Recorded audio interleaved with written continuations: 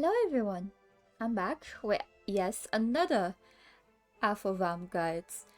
Recently, the new update came out which added magic candy and ascension, which definitely changed up some things because vampire cookie is one of the cookies that got a magic candy.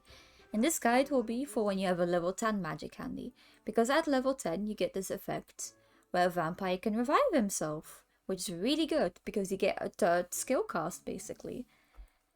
And alongside that, when you unlock the magic candy, you get this ability where you will guarantee the crits if your target has bleeding on it, and bleeding is another debuff that a vampire puts on an enemy, which is like poison. So it can be amplified by Affogato. And that's why these two work together so well. For the toppings, DC, same as usual, full attack or full crit, 8% to 8.8% cooldown. You can get better stats than these. He does not need damage resist or anything. I'm just lacking a lot of toppings right now. Affogato, full attack or attack crit mix. Focus attack, crit, and preferably if you can, at least 10% damage resist to play it safe. And at least 6% cooldown. 8% is better if you can. Eclair, either full attack or attack crit mix. You see the pattern here? Focus attack and crits, but for Eclair you need at least 20% damage resist because he can quickly unalive himself in the middle of the run.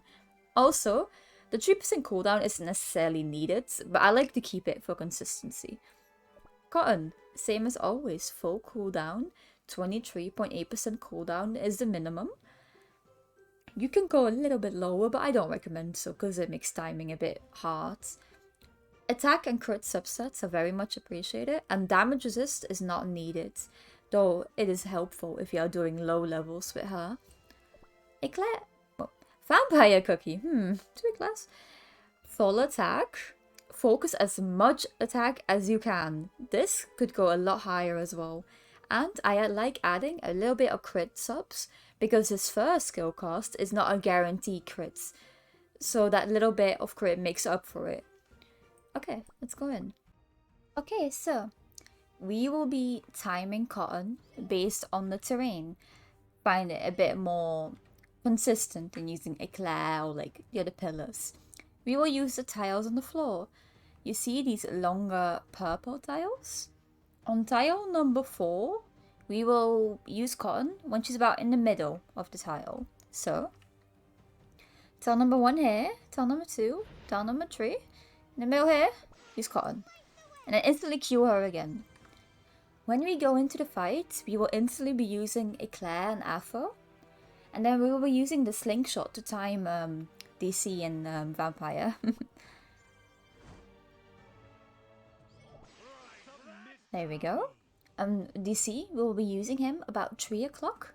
And Vampire, we will be using him about a bit after 6 o'clock. Right before the pointy bit of the slingshot. You don't want to use him right on 6 o'clock because then he might miss the slingshot and attack too fast. Which we don't want because that's a lot of reduced damage. DC, vamp. There we go. And now for the rest, we will use DC automatically and then instantly use Eclair when he's ready. I mean, Affo, not Eclair. And for Eclair and Cotton, we will just let them auto. And Vampire, we will use him as soon as he's ready. There we go. And now afterward, Vampire should be dying to the minions. Reviving and instantly just using his skill again. And getting a crit because the slingshot and the DC thingies are still applying. And there you go. You will get at least 25 million on average with the strategy, depending on the investment and if everyone is max level, of course. With Ascensions, this can easily go up. People have already been doing 30 million, 32 million.